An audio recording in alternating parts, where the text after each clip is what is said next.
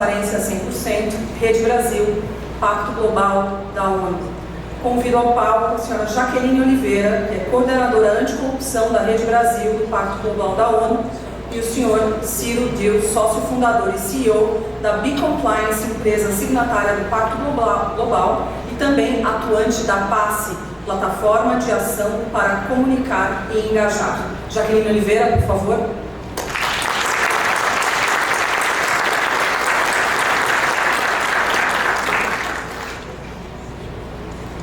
Ciro Dil, por favor, boa noite, tudo bem?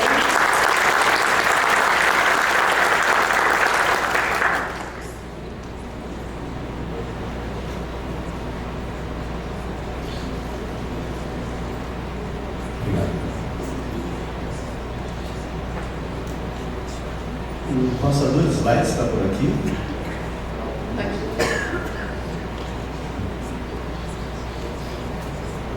Boa noite, gente. Boa noite a todo mundo. Se puderem trocar só a ordem das apresentações.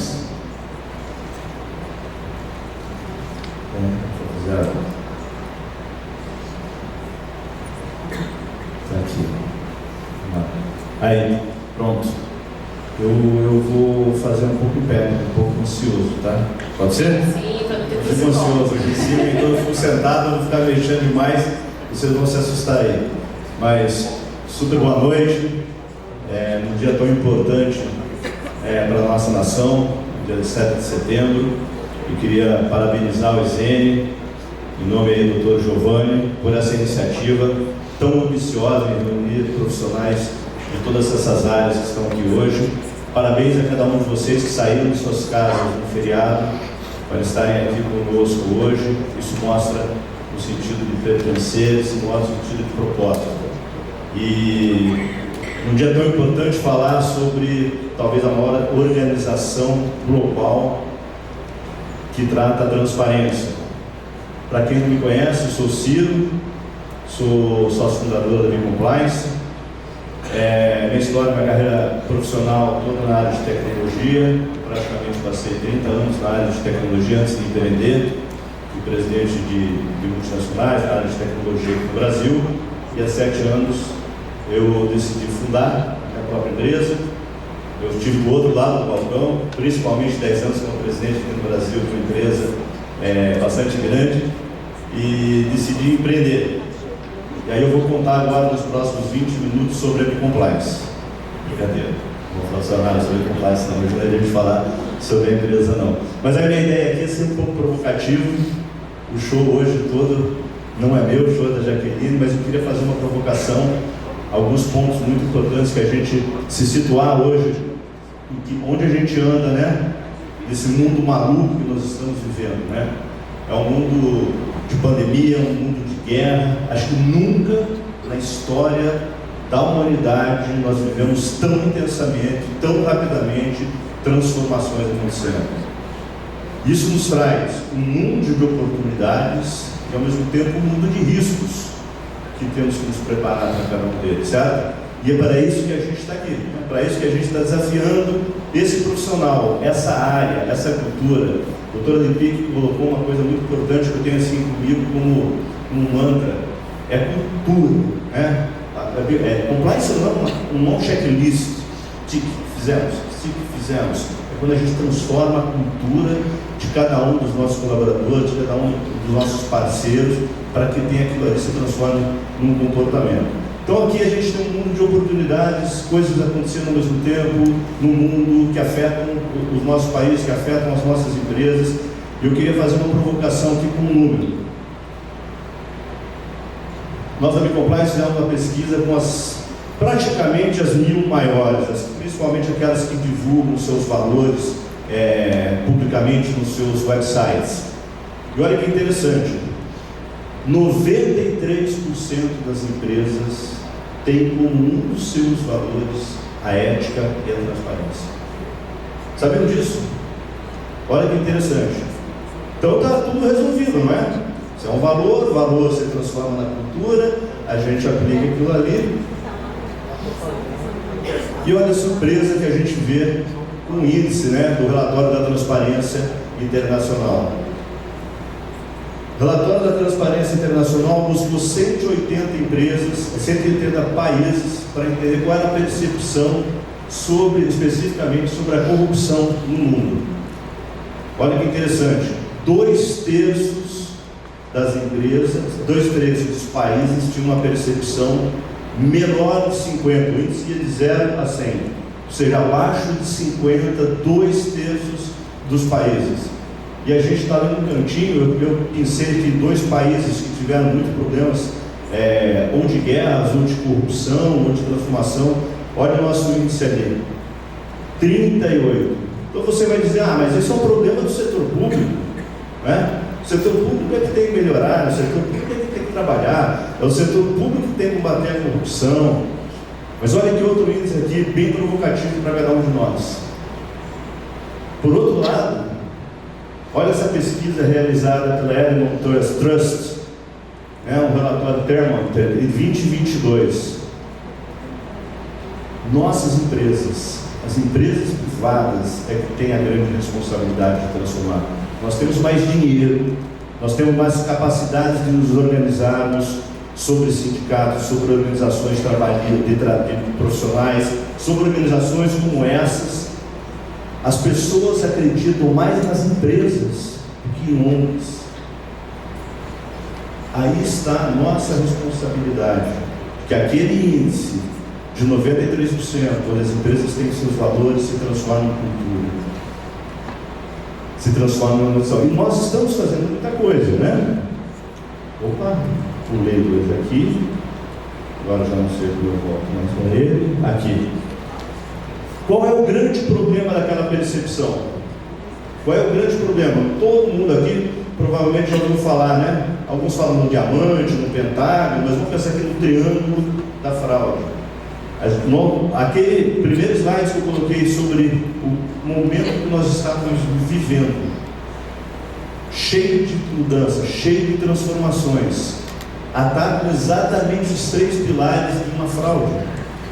A gente vive sob uma pressão, a gente vive sobre um ambiente de transformação, a gente vive... Então, aquela percepção do gráfico de corrupção, ele é afetado diretamente no gráfico de triângulo das fraudes. Por isso que a gente continua tendo muita fraude, muita corrupção ainda no nosso país. E aqui um pensamento, por que é que a gente está falhando? Por que é que a gente vem fazendo tanto esforço e a gente está falhando? Claro que a gente vem melhorando muito, os índices vêm crescendo muito, mas ainda como sociedade precisamos melhorar muito mais. Olha que interessante, né? Eu coloquei aqui, pensei uma palavra aqui só, bem rapidamente, para dizer o seguinte: sei lá, a humanidade tem mais ou menos 2 milhões e meio de anos, né? Que apareceu o primeiro homem lá, que a gente tem noção, mas só mais ou menos lá no 500 mil anos atrás é que o homem deu um grande salto, que quando ele passa a se reunir, e não se reunir em grupos. Isso aqui é bem interessante, eu coloquei tribo, que foi até meio proposital, né? Diferença do grupo para uma tribo. Grupo é um conjunto de pessoas que estão reunidas. Tribos são pessoas que são reunidas com um propósito comum. E o homem passa a ter um crescimento quando ele passa a se reunir em comunidades e começa a pensar de uma maneira imaginária, um propósito. E existe um grande profissional de marketing chamado Seth Godin. Seth Godin disse que, no seu livro chamado Tribos, que o grande sucesso da nossa sociedade é que a gente se reúne em grupo. Se a gente pensar, SMS já existia, mas o WhatsApp é que teve sucesso. Que diferença tem do SMS para o WhatsApp? Permite a gente se reunir em grupos.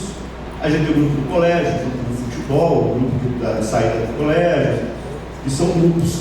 Essas tribos reunidas, lideradas por pessoas como vocês, é que fazem a transformação. O esforço, cada um de nós fazendo um esforço único, a gente tem uma capacidade de impactar um certo espaço de tempo ao redor de nós. Nós reunidos em uma comunidade, em um grupo, em uma tribo, as ações serem coletivas, a gente tem a capacidade de transformar o mundo. Por isso a importância de a gente se reunir e ter ações coletivas que a gente, a partir de agora, vai conhecer um pouco mais em detalhe com a nossa showgirl do dia, showwoman do dia. Muito prazer. Boa noite, gente. Boa noite para todo mundo. Confesso para vocês que eu fui transportada, eu estava lá do lado do Ipiranga, do museu, para quem sabe, para quem mora em São Paulo sabe que está inaugurando hoje. Então eu saí de lá para o universo paralelo chamado Compliance, né? Então eu não fui para o fervo lá dos shows, vim para cá super feliz, porque eu vim fazer basicamente, tenho uma missão, né, de trazer para vocês um pouquinho do que é o Pacto Global da ONU, principalmente as ações da ONU aqui no Brasil, por meio do Pacto Global, e também desse movimento, né, que a gente chama de movimento Transparência 100%, que é a primeira iniciativa de fomento à transparência corporativa do Brasil. Então, a gente ouve falar muito da transparência pública, porque existem legislações que tratam especificamente disso, já foi passado aqui logo na cerimônia de abertura pelo controlador aqui de São Paulo. Mas e a transparência corporativa das empresas, né? Não existem normativas legais no sentido de legislação que obrigue que as empresas sejam transparentes nas suas ações, nas suas atitudes. Mas elas podem assinar compromissos, né, movimentos, podem aderir a esse tipo de compromisso, buscando cada vez mais promover a transparência nas suas ações. E isso nós sabemos que abre mercado não só aqui interno no nosso país, mas lá fora também, porque quanto mais transparente for as ações da empresa, das organizações, melhor para os negócios, né? Mas antes de entrar nesse tema, né, especificamente, eu primeiro quero agradecer ao Giovanni pelo convite de estar aqui, do Paulo Patal, que é da ESEN. Inclusive, eu sou aluna da ESEN, estou terminando a minha certificação em compliance também, embora a minha formação seja em comunicação, sou jornalista e mestre em comunicação. Mas eu falo para todo mundo que quando você é picado pelo bichinho do compliance, nunca mais você sai dele, né? Acho que muita gente aqui se identifica comigo nesse sentido. Ciro, obrigada. Vou apresentar daqui de perto também, gente, para não ficar com torcicolo ali, né? Vamos lá, brincadeiras à parte. Quem aqui conhece o Pacto Global da ONU? Ai, que felicidade, então tem muita gente aqui que eu já encontrei em alguma reunião online, provavelmente, ou em algum evento recente, né? Já que nós estamos retomando os eventos agora. O Pacto Global da ONU, ele é a maior iniciativa de sustentabilidade corporativa do mundo, né? São mais de 20 mil empresas que fazem parte do Pacto Global. E a rede do Brasil é a terceira maior do mundo, com mais de 1.600 membros. O Pacto Global ele foi fundado em 2000, pelo então secretário da ONU, Kofi Annan, e o principal objetivo dessa iniciativa é justamente trazer as empresas para o protagonismo, né, de combater várias mazelas que assolam o nosso planeta, né, não somente ali os que estão identificados dentre os 17 Objetivos de Desenvolvimento Sustentável, os famosos ODS, mas também o que aflige a sociedade, o nosso dia a dia. Né? Então, quando a gente está falar aquela siglinha que todo mundo conhece, ESG, né?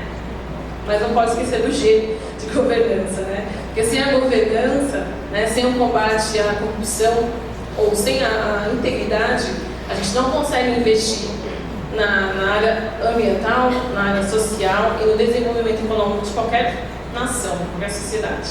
Então é importante pensar para além, né, do papel, para além da teoria, pensar na ação prática, né, de como que a gente coloca na prática o ESG, ou melhor falando, os 17 Objetivos de Desenvolvimento Sustentável, que é a Agenda 2030 da ONU, né? Fácil não é, nós sabemos. E aí uma mensagem, né, do atual secretário-geral da ONU, Antônio Guterres, que estamos na hora da ação, na década da ação. Não dá mais para ficar cruzando os braços e falando somente no discurso, né? Precisamos colocar em prática o que de fato a gente precisa fazer para avançar e alavancar o nosso planeta, né? Não estou nem falando só de Brasil, né? Mas o planeta como um todo. Então é necessário que todos nós, em coletivo, não somente empresas, governo, mas também a sociedade civil, consiga trabalhar em conjunto, né? Como o Ciro bem falou, em ações coletivas, em movimentos, o que quer que seja, para que de fato a gente consiga avançar nessa agenda. E se vocês olharem, para quem tem curiosidade, ou conhecerem de fato cada uma das metas dos 17 Objetivos de Desenvolvimento Sustentável, vamos ficar batendo na teclinha do ODS, vocês vão ver que tem metas vai além, né, para além de 2030. Algumas a gente consegue, de fato, alcançar até lá, e outras a gente sabe que vai depender muito, muito mesmo da nossa vontade de fazer acontecer. E vamos falar de contexto, né? O Ciro já deu um spoiler bem bacana sobre a percepção, o índice de percepção de combate à corrupção que a sociedade tem. E o Brasil ele ficou na 96ª posição no relatório do IPC, o último relatório que foi feito pela Transparência Internacional. E o índice de percepção de corrupção é como que a sociedade ela avalia ou ela entende o que está sendo feito de fato para ser combatida a corrupção no país, né, no seu país. Então a gente sabe que precisamos andar, né, muito ainda se a gente quiser melhorar nesse ranking aí de percepção. Um outro dado importante é o que a ONU traz. Mais de $1 trilhão são gastos, né, em propina. Um outro dado importante também é que mais de 2,6 trilhões são desviados, né, são roubados por conta da corrupção. Esse valor de 2,3 trilhões, né, de dólares daria para resolver boa parte dos problemas no planeta de falta de infraestrutura na sociedade. Ou seja, se não existisse de fato a corrupção, nós não teríamos problemas relacionados à desigualdade social, né, à falta de acesso à economia sustentável, acesso à educação, segurança e uma série de outras coisas que todos nós já sabemos e conhecemos. Então a corrupção, ela mina, né, o desenvolvimento econômico de um país, de uma nação, e não existe desenvolvimento econômico, não existe desenvolvimento social se não existir desenvolvimento econômico. Então também não dá para deixar somente na mão das empresas, como você falou muito bem. Até tem mais dinheiro, né, mas é preciso um conjunto, né, aquela tríade de governo, empresas e sociedade para de fato combater a corrupção. Como a gente está falando de ambição e os objetivos, né, de desenvolvimento sustentável é uma ambição, e a gente sabe que é uma ambição bem difícil de concluir. A nossa ambição aqui, enquanto área de combate à corrupção, é de fato aumentar a transparência das empresas, né? A gente entende que é um conjunto de ações. Então, o nosso principal objetivo é desenvolver cada vez mais instituições eficazes, eficientes e transparentes. Então, essa frase que a gente trouxe aqui, ela é basicamente a tradução do ODS 16, que além, né, de promover a paz e a justiça, também promove instituições cada vez mais eficazes e transparentes. E inclusivas também. Qual que é o objetivo do movimento Transparência 100%? Né? O objetivo central dele é justamente encorajar e capacitar as empresas para que elas vão além dos seus normativos legais, né? Para que elas possam ir além do que já existe ali de boas práticas dentro das próprias organizações, justamente promovendo e acelerando os mecanismos de transparência e integridade. Outro ponto importante, né? Tornando cada vez mais resilientes e exemplos de sucesso para outras empresas. Todo mundo sabe que se uma empresa adere a um movimento, outra vai aderindo e outra vai aderindo. E uma pergunta recorrente que eu tenho respondido nas reuniões, nas bilaterais: quem mais faz parte? Quem está por trás do movimento? Quem mais já aderiu? E aí outras vão aderindo sucessivamente. Faz parte, né? Quem vai? Se alguém for, eu também vou. Igual a festa, né? Se fulano for, eu também vou. Por aí vai. Então as empresas acabam se tornando um bom exemplo, um exemplo positivo. Quanto mais empresas engajadas em movimentos, né, em compromissos que fazem bem dos negócios, mais outras vão estar se engajando. E as duas bases mais importantes desse movimento é o 10º princípio do Pacto Global, que é justamente traz aqui para as empresas a corrupção em todas as suas formas, né, principalmente extorsão e propina, e o ODS 16, que promove sociedades pacíficas, inclusivas, acesso à justiça, né, para todos e todas, e constituir, né, instruir, promover instituições eficazes. E quais são os compromissos ambiciosos, né, que a gente entendeu e nós colocamos ali dentro do movimento Transparência 100%, voltado para as empresas. O primeiro deles, né, 100% de transparência na interação com a administração pública. Ah, mas eu não interajo com a administração pública. Será que não? Contratos, licenças, parcerias, acordos de cooperação, às vezes uma campanha que faz em conjunto com o governo, né, independentemente da esfera de atuação federal, estadual ou municipal, é importante dar transparência no tipo de interação que a sua empresa, que os seus funcionários têm com agentes públicos. E isso o serviço público já faz, por conta da lei de acesso à informação, por conta da transparência ativa. Então, você vai estar fazendo uma boa prática, dando também transparência dentro da sua organização, para essas interações, reforçando, né, a transparência também dentro da sua empresa. A outra meta, 100% da remuneração 100% íntegra da alta administração. E já que mostrar o salário do CEO não é isso, gente. Não vou mostrar porque vai dar sequestro, né? Coisas que falam assim. Não é isso, não. É basicamente aferir dentro da política de remuneração variável da alta administração existe algum critério de integridade. Sabe aquela máxima que os pais usam no final do ano? Se você não se comportou bem, você não vai ganhar presente de Natal? Então, se a alta administração não se comportou dentro da conformidade, ela merece ganhar bonificação? Então, basicamente, existe nessa política de remuneração variável um critério de integridade. Sabemos que tem empresas que já têm essa política, né? Só que ela não é tão visibilizada, né? Não tem ali transparência ou clareza nessa política ou nesses critérios. Então, é interessante dar visibilidade para isso, seja por meio do relatório anual ou por meio do relatório de sustentabilidade de toda a empresa pública, né? Boa parte delas.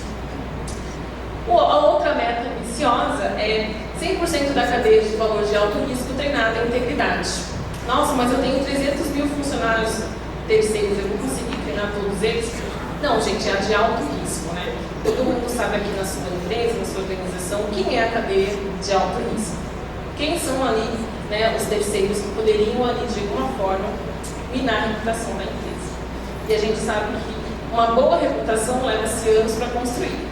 Mas para destruir 2 segundinhos ali nas redes sociais, já mitiga um pouquinho ali a reputação da empresa, certo? Então é importante que haja cláusulas anticorrupção na contratação com terceiros, que haja sim, né, a exigência da empresa de pedir para que aquele funcionário seja treinado em integridade, e não precisa ser um treinamento especificamente da sua empresa, né, para não configurar ali que ele é um empregado daquela empresa. Mas pedir para que aquele fornecedor que está contratando terceiros os treine em integridade, critérios de integridade, né, em ética, conduta ética, para que de fato os terceiros sigam ali os valores da organização primeiro. Ainda mais hoje em dia, né, que não é só terceirização, tem a quadriterização e por aí vai, é um efeito cascata, né? E infelizmente esse tipo de situação é o que traz ali o trabalho análogo, a escravidão, né, ou de repente o trabalho infantil. Então é importante olhar para isso, cadeia de valor. O quarto, a transparência de estrutura de compliance e governança. Boa parte das organizações já divulgam nos seus sites o organograma, né, de como que funciona a organização, ali da hierarquia, quem que responde primeiro, mas e a área de compliance e governança? O que é importante dar e destacar de visibilidade? Quem são as pessoas por trás e qual o seu nível de reporte e senioridade? Quem de fato pode tomar decisão? Quem que é o chefe ali? Quem que é o head de compliance? Então, dar visibilidade para isso. O famoso cara crachá, né? Quem é e quem assina, por quê? E a última meta, né? É 100% de transparência sobre os canais de denúncia. Recentemente saiu uma legislação, né, que protege o denunciante, a lei de proteção ao denunciante, e é importante que as empresas deem visibilidade para os seus canais de denúncia. Não é só ter um canal de denúncia, mas quantas denúncias chegam?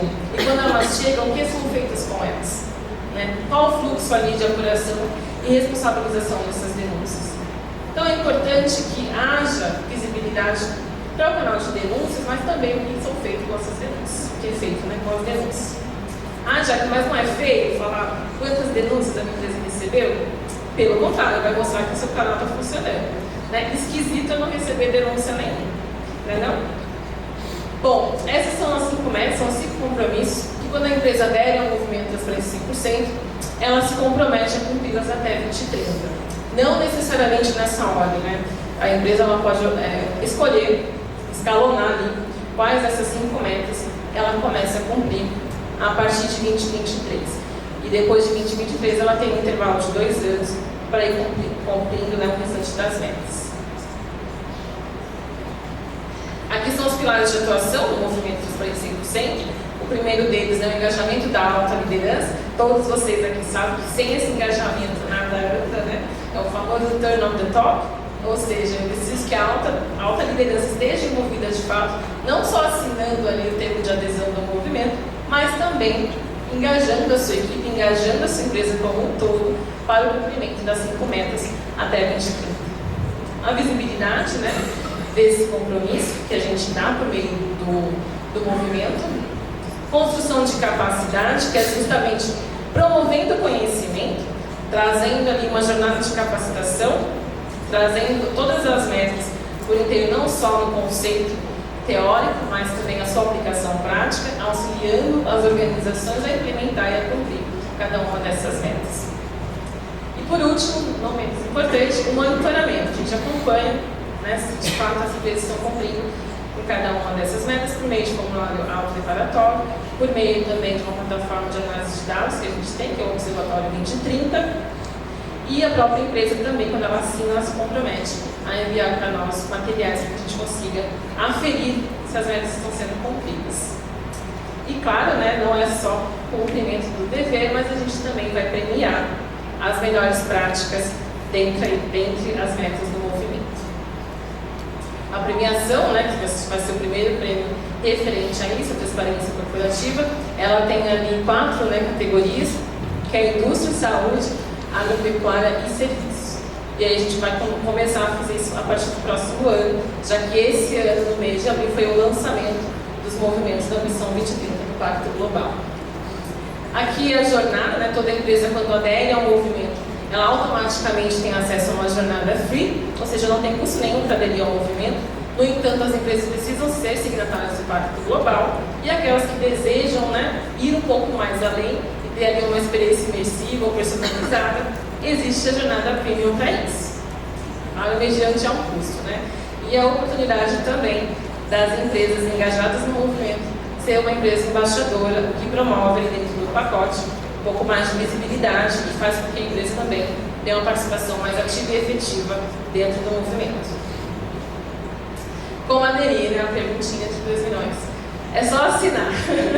Não tem muito o que fazer, não. É só o CEO ou o presidente do Conselho Administrativo assinar a carta de adesão, claro, essa carta quando chega lá, através do seu time, né, de compliance normalmente, ou time jurídico, ela vai com uma série de informações explicando o que é o movimento, os objetivos, quais são as metas que precisam ser cumpridas, os anos, né, dentre o escalonamento de cada uma dessas metas e, claro, o que a empresa precisa encaminhar para nós, para que a gente consiga fazer esse monitoramento.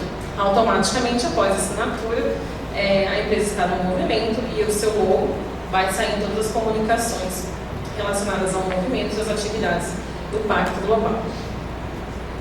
As vantagens, né, da adesão, fazendo aqui o marketing, né, do nosso movimento. Pioneirismo, principalmente, né, na pauta de transparência corporativa, protagonismo nesse assunto, né, e visibilidade tanto nacional quanto internacional. Agora, em setembro, a gente vai fazer um lançamento e um evento específico lá na Assembleia Geral da ONU, falando da Missão 2030 e dos movimentos que estão sendo desenvolvidos aqui no Brasil. A cultura de integridade, network, né, porque as empresas também se conhecem e se conversam e trocam ali boas práticas e experiência entre elas, por meio das capacitações, dos encontros que a gente promove, e a geração de valor. Agrega valor, fazer parte de um movimento que tem ali o selo do Pacto Global da ONU. Mais uma vez, reforçando, né, o recado do nosso atual secretário, estamos na década da ação, né? Então, a hora de agir é agora, não é daqui a 8 anos, não é só em 2030, é hoje já, nesse momento. E eu vejo aqui que mesmo com chuva e com frio, estão todos aqui preocupados em agir, né, em fazer. Essas são as empresas que fazem parte da jornada, para quem tem curiosidade de conhecer, o pessoal tirando foto, é o famoso quem faz parte, quem participa, né? E as organizações apoiadoras, que são organizações não empresariais. Então, governos e instituições ONGs, organizações da sociedade civil e mesmo a academia pode apoiar o movimento. Ela também recebe ali uma carta de apoiador, de organização apoiadora, onde ela também se compromete e assinala qual o seu nível de engajamento. Então, a gente tem ali a Brascom, a Transparência Internacional, que também faz parte do nosso comitê consultivo, e o IBGC, que assinou recentemente a carta de apoio ao movimento. É isso. Aqui estão todos os meus contatos. Eu fico à disposição de vocês, mesmo depois, né? Então, fiquem à vontade para mandar um e-mail, para conversar, enfim. Fico à disposição. Ciro, obrigado pela propaganda. Eu sempre faz parte ativamente ali da plataforma de comunicação e engajamento. Nós temos várias ações, né, que traz as empresas também para participar e auxiliar. E o Ciro está sempre ativamente participando. Claro. Que é bacana, gente. Às vezes a gente pergunta, deixa eu só fazer o contrário. Quem aqui não é do pacto? Bastante gente, né? Eu também vou fazer, mesmo como eu disse, minha carreira toda profissional foi como executivo. Nas empresas que eu estava, nós não éramos signatários. Eu descobri que não era signatário simplesmente porque eu tomei a iniciativa, mesmo do presidente, de ir lá. Aí eu fundei minha empresa. E há mais ou menos 3 anos eu tive interesse, aí vai, tem uma startup, né? Uma empresa já tem um tamanho razoável, mas é uma empresa, uma startup. Então não importa o tamanho da empresa, isso é bem importante que você dê 5 colaboradores, 20, não importa o faturamento da empresa. Eu entrei há mais ou menos 2 anos e meio, aí me engajei para fazer parte de uma das plataformas, e já faço parte, então para aquela empresa que quer entrar, e para aquele profissional que quer participar, existem vagas para todo mundo, mesmo independente do tamanho da empresa. Esse depoimento eu gostaria de dar, porque às vezes você fala, mas talvez seja para as empresas grandes, a gente vê aqui bastante empresa grande, né? Não, eu acabei vindo para o pacto para uma empresa pequena, não pela empresa grande. Então façam aí a inscrição, façam a adesão, porque é muito bacana, independente do tamanho das empresas. E é tudo online, gente, no site do pacto tem lá como aderir. Então online você preenche o formulário e, claro, quem faz a due diligence das empresas e querem fazer parte do pacto não somos nós aqui no Brasil, a nossa sede lá em Nova York, quem faz. Mas pequenas e médias empresas, inclusive organizações não empresariais, podem fazer parte do pacto global. Então fica o convite para vocês. Obrigada de novo, Ciro. Obrigada, Giovanni. Obrigada, gente. Um abraço, boa noite para vocês. Ótimo evento. Bom dia.